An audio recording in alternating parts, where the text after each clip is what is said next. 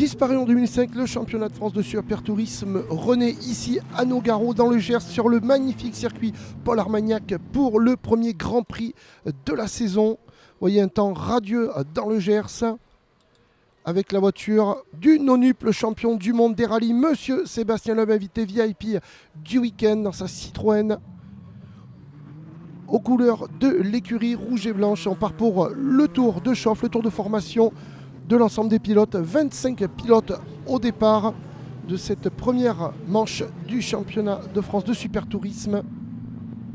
Et là c'est Monsieur Loeb qui va donner le tempo étant donné que c'est lui qui part en pole position. Vous voyez les feux qui vont pas tarder à passer au vert.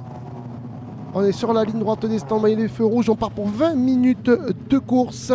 Et au feu vert, eh bien c'est l'explosion, ça y est, enfin les 25 pilotes sont libérés, on a lâché les fauves sur la piste. Et pour l'instant c'est Sébastien Loeb qui contient la meute et la sortie de piste. Il me semble que c'est le numéro 77, Benjamin Benlagier, qui vient de sortir, qui revient ensuite sur la piste, plus de peur que de mal, et le trio de tête qui ont déjà creusé un petit écart, les trois Alsaciens, Sébastien Loeb, Yann Erlaché le numéro 68 et Antoine Young le numéro 97 sur la longue ligne droite de l'aérodrome, une des plus longues du championnat, quasiment 1 km. On essaye d'attaquer la jeunesse qui n'a pas froid aux yeux, essaye d'attaquer le champion, Monsieur Sébastien Loeb. Et derrière, eh bien, on lui met une pression, les jeunes qui montrent que la relève est bien présente. Et derrière, vous voyez, pour l'instant, rien n'est fait. De la fumée qui s'échappe, une petite sortie de piste, mais on est vite revenu sur le tarmac. Plus de peur que de mal pour le pilote.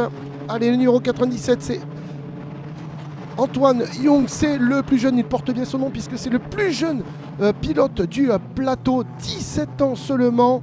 Il précède le numéro 18, Yann Erlacher, tous les deux faisant partie de la team Yvan Muller Racing, 18 ans. C'est dire si la relève est là. Il a une belle bagarre entre Alain Grand, le numéro 9, et le numéro 5, Rodolphe Van Gren du team Speedcar. On joue pour la 7e place. Et là, ça va attaquer fort.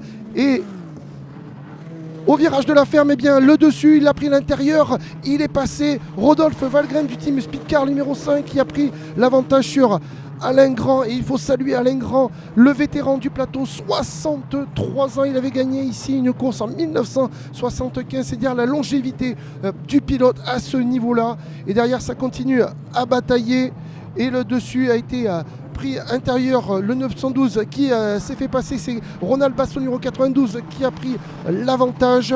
En 4e position, le Suisse Antonin Borga. Allez, on est sur la longue ligne droite de l'aérodrome. Sa bataille pour rester ou rentrer dans le top 10. Et derrière, on perd son véhicule, Fabien Francisco. Et il est percuté tout de suite par la voiture numéro 64 de Paul Lamique, de victime. Ouh là là, les dogages sur la voiture de Fabien Francisco. Vous voyez la fumée. Et le pare-choc qui a été endommagé derrière, qui frotte sur le pneu. Allez, on est dans les derniers mètres de la course. Sébastien Loeb pourchassé par les deux jeunes Alsaciens. On est dans le S du lac. La dernière courbe. Après, on va partir sur la ligne droite des stands. Le drapeau à damier sur votre droite. Et la victoire finale de Sébastien Loeb qui s'impose, le non-up champion du monde des rallyes, qui s'impose devant la jeune garde alsacienne. Young Erlaché, 2e, 3e, magnifique bagarre. Et les jeunes loups qui auront montré des dents jusqu'au bout, qui auront mis la pression à Sébastien Loeb, qui a bien contenancé ces jeunes cadets. Sébastien Loeb qui s'impose. Le retour, le rectangle blanc pour le vainqueur, pour bleu, blanc, rouge. Et là, le podium, Sébastien Loeb applaudi comme les deux jeunes pilotes, ovationné par un public venu nombreux.